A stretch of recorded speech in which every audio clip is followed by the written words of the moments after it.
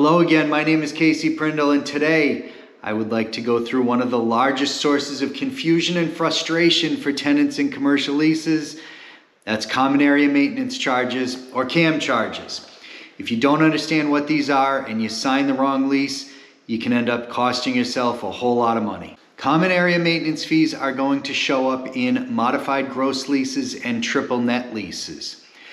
They're going to cover things like exterior landscaping, security, maybe lighting for the property, sidewalk repair, exterior upkeep of the buildings, property management fees.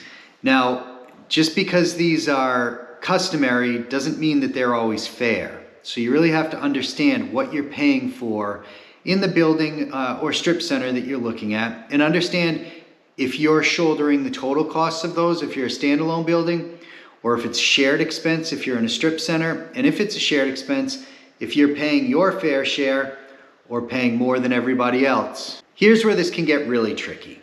CAM charges are estimated at the beginning of the year and then reconciled at the end of the year. So you could end up paying your monthly rent all the way through the 12-month period and think that you've paid everything and you're on time, and you end up getting a bill at the end of the year when CAM is reconciled. It can really be a frustrating thing for tenants. CAM charges can also include capital improvements, which are larger expenses, like resurfacing a parking lot or replacing a roof.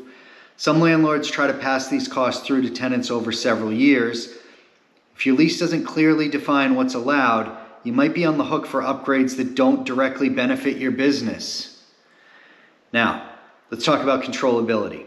Some CAM expenses are controllable, like landscaping contracts or janitorial services.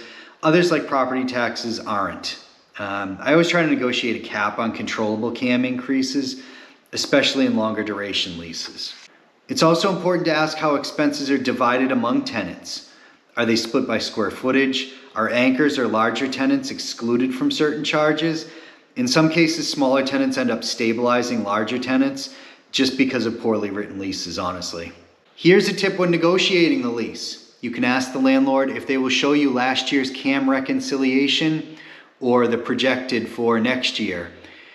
You may not get anywhere with this request. I get told no a lot, but whenever I can, I try to ask for it. It may help you out.